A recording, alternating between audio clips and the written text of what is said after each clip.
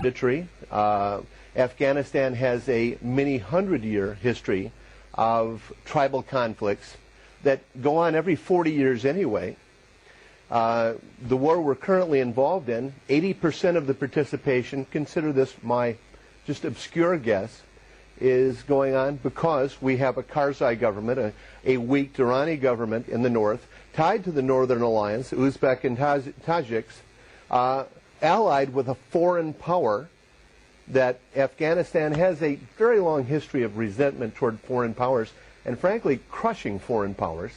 And if we think we're heading down into Afghanistan the way we cured the problems in Iraq with the surge, well, if you look at Iraq right now, violence levels in Iraq are at the same level they were in 2005. Our surge, we withdrew our troops, paid millions of dollars to criminal leaders. Sons of Iraq. We bought off the Sunni militias. They took the time that we withdrew, reorganized as the Ba'athist Party without Saddam in charge, reformed it as a mafia, and now are terrorizing the country. Now, and by the way, we look guilty by association because we helped create this. And now it's so bad that Iraq won't let us leave because the security situation after we cured things is now so terrible. They need our 100,000 troops just to keep peace. I tell you, we have gone over these facts back home as well here, and there's a great debate as to whether Iraq is... And we'll do the same thing for you if you give us the chance. Well, okay, that's great. We would like to do it ourselves to begin with. But Jeff, coming back to this point about guilt by association, guilt by association, it's actually guilt by creation. I mean let's accept facts. If our information is faulty and sort of channelized through Zionist-dominated media, and much of that does happen, where is the reaction to the manipulation of information back home? Where is the million people march inside America saying there's a wrong war, we have been misled? American people have been very happily accepting. They gave Bush a second term. They endorsed Obama despite the fact that he was talking about Here's the challenge. Where are they going to find that information? They're going to turn on their media, they're going to turn on CNN, they're going to get Wolf Blitzer, 17 years with the Jerusalem Post, this sort of thing. But keep in mind what we have in mind with the guilt by association. When Colin Powell was dispatched to the UN to testify on mobile biological weapons laboratories, you weren't seeing Colin Powell, you were seeing his credibility, okay? His credibility bled over into this false intelligence so that it looked as though it was credible. You can have credibility by association, guilt by association. This is what we call field-based warfare. It's being waged in the shared field of consciousness.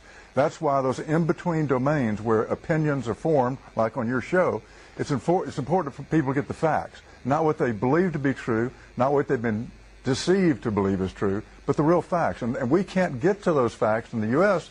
because of those in-between domains are dominated by the same people that took us to war. Sherry, this has huge implications for Pakistan in the sense that if what we are responding to, not just in our talk shows, but also in terms of decision making and policy making here in Pakistan, seems to be either a deception or imperfect information paradigm based, that what you're getting is not exactly the right point of view.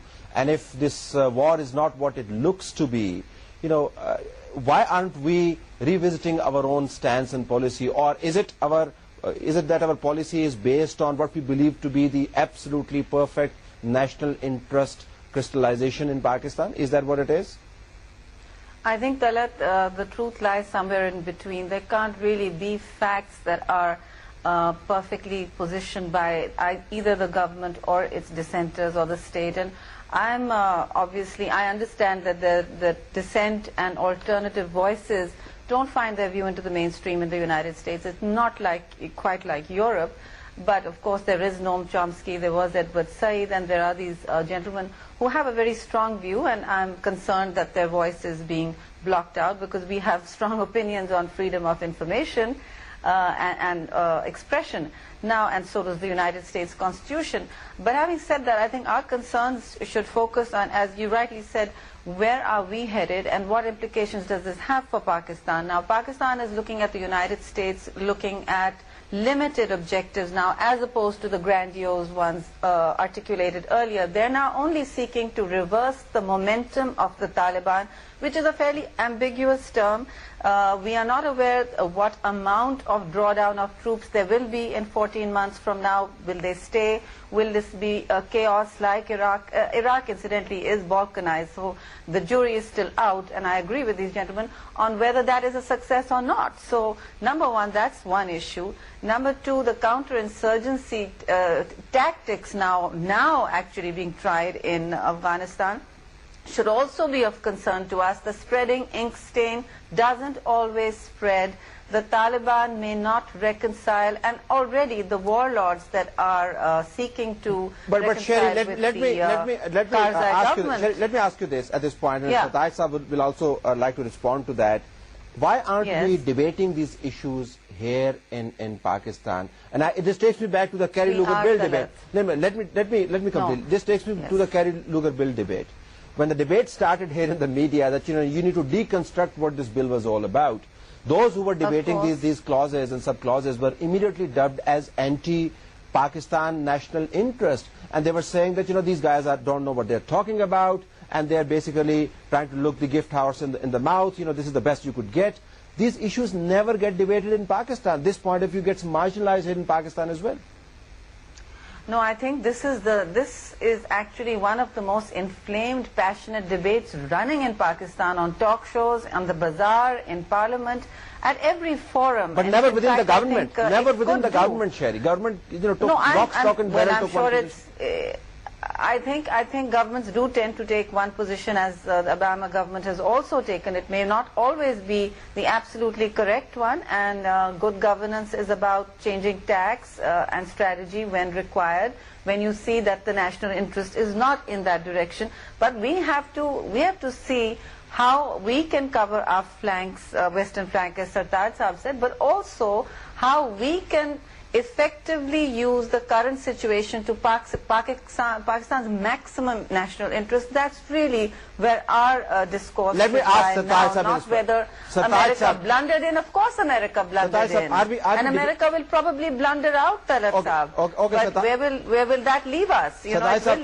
Are we debating these issues, Sartaj Sahab? Are we debating these issues in Pakistan? Is there an alternative point of view space available here in Pakistan? Probably not enough, but some significant developments have taken place. For example, in 2009, there was a broad-based political consensus among all political parties to support the military action in Swat and then in Waziristan. This was highly significant because before this, during Musharraf regime, everybody thought this was an American war that Pakistan was fighting. So the consensus against going against those Pakistani Taliban who are challenging the rate of state is a very welcome development. It has a cost. Bomb blasts have increased, suicide attacks have increased, but at least this is one dimension in which there is agreement. Secondly, whether Pakistan has a responsibility to deal with the Afghan Taliban has been debated because America has been pressurizing Pakistan, and Pakistan has rightly said that that is not our responsibility.